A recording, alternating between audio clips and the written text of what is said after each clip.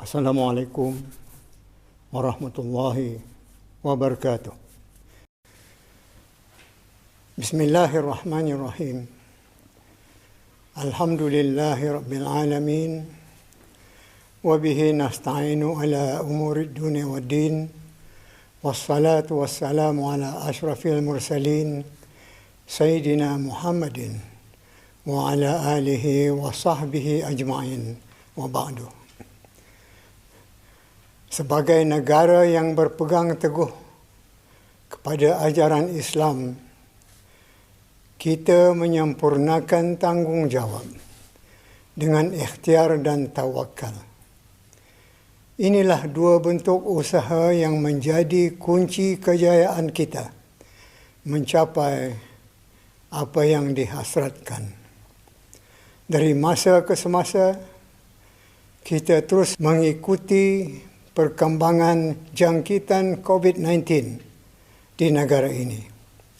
Kita dapat menyaksikan jumlah jangkitan yang kadangkala memberi sedikit harapan apabila jumlah kes harian kelihatan menurun.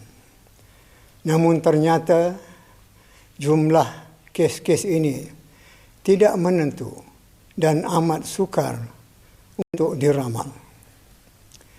Keadaan seperti ini kita tangani secara berterusan. Beta memahami bahawa penularan jangkitan dan kesannya kepada kesihatan masih sahaja membimbangkan. Ia tidak boleh diambil ringan selama mana virus ini masih wujud di permukaan bumi. Seiring itu, beta bersyukur dan juga terharu melihatkan kerjasama serta kesungguhan rakyat dan penduduk dalam sama-sama menangani musibah ini. Strategi negara untuk terus bertahan sehingga wabak ini benar-benar berundur adalah harapan tertinggi kita. Sejak beberapa bulan lalu, kesan penularan tetap dirasakan. Sekatan-sekatan yang terpaksa dilalui semakin lama, semakin berat untuk dihadapi. Misalnya, kerana sekatan, kita sampai terputus hubungan dengan masjid, surau dan balai ibadat. Begitu juga kerana sekatan sekolah-sekolah dan pusat-pusat pengajian sampai menangguhkan operasi masing-masing. Demikian juga produktiviti ekonomi, perniagaan dan perkhidmatan awam tidak terkecuali turut terkesan oleh sekatan-sekatan yang dijalankan. Pendeknya, tidak ada yang terlepas daripada sama-sama menerima kesan. Sekatan-sekatan ini bukanlah dilakukan secara sewenang-wenang, tetapi ia adalah merupakan langkah-langkah kritikal selaras dengan keupayaan dan kesediaan negara. Perlu dipahami, berdasarkan tren dan statistik negara dan global, wabak ini dilihat tidak akan hapus sepenuhnya dalam masa terdekat. Namun ini hanyalah jangkaan jua, di mana setiap jangkaan itu tidaklah semestinya tepat. Yang betulnya, semua perkara adalah terpulang kepada Allah belaka. Jika Allah mahu, apapun perkara boleh saja berlaku. Nabi Allah Ayub alaihi salam dalam sekian lamanya telah diuji oleh Allah dengan penyakit luar biasa yang pada zahirnya dapat dianggap sebagai tidak ada harapan lagi untuk sembuh, sehingga masyarakat dan bahkan keluarga baginda sendiri juga sampai lari meninggalkan baginda. Tetapi setelah Nabi ini mengadu dan berdoa kepada Allah, maka baginda telah dikurniakan kesembuhan dan malah mendapat kelebihan setelah sembuh itu. Inilah antara petunjuk mengenai kuasa Allah, dan sekaligus kita boleh menjadikannya sebagai sandaran mengapa kita mesti terus berusaha dan berdoa kepada Allah Subhanahu wa taala.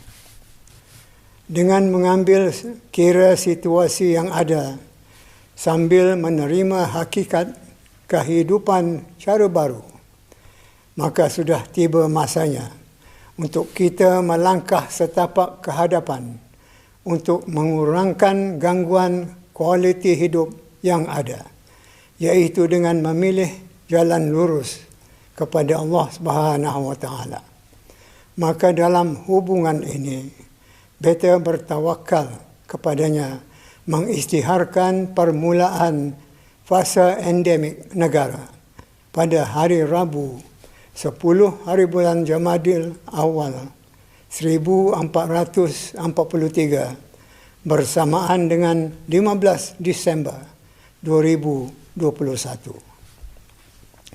Dalam fasa ini tidak dijanjikan jumlah kes menurun atau naik, dan tidak juga bermakna kita sudah berjaya atau tidak, tetapi sebaliknya kita masih sahaja dituntut untuk menitik beratkan kerjasama dan kepekaan di kalangan masyarakat dalam masa menjalani kehidupan norma baru. Beta berharap rakyat dan penduduk akan terus meningkatkan tanggungjawab sosial dalam mendukung dan mematuhi usaha-usaha kerajaan. Walaupun fasa ini membolehkan orang ramai menjalani aktiviti-aktiviti harian seperti biasa, namun langkah berjaga-jaga masih sahaja diperlukan tanpa mengabaikan Standard Operating Procedures (SOPs) yang ditetapkan. Tidak dapat dinafikan perasaan bimbang atau khawatir terhadap penularan masih sahaja ada. Oleh itu, kita janganlah lalai dari terus berhati-hati atau beringat-ingat. Keputusan untuk meneruskan kehidupan norma baru adalah berasaskan kepada kajian dan analisa saintifik serta data-data yang berkaitan. Namun pemantauan terhadap jangkitan akan tetap dilaksanakan, terutama kes-kes kritikal yang memerlukan pemantauan rapi dan bantuan alat tertentu. Dalam masa yang sama, kita juga perlu kekal dan konsisten dengan amalan-amalan yang selama ini kita laksanakan, yaitu sembahyang hajat, membaca Al-Quran, berselawat, berdoa dan berzikir, memohonkan rahmat Allah untuk membebaskan Brunei Darussalam dari wabak coronavirus. Dalam kita bakal meneruskan kelangsungan hidup dalam norma baru, kita janganlah lupa terhadap mereka yang telah pergi buat selama-lamanya disebabkan kerana jangkitan. Beta sendiri turut bersimpati dan merasakan kesedihan yang amat mendalam di atas pemergian mereka itu.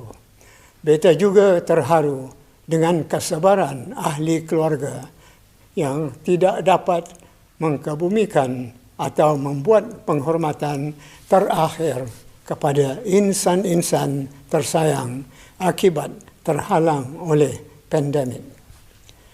Sebelum mengakhiri perutusan ini, beta merakamkan penghargaan dan terima kasih kepada petugas kesihatan, penjawat awam, pasukan polis di Raja Brunei dan angkatan bersenjata di Raja Brunei serta para sukarelawan yang telah menyumbangkan khidmat masing-masing.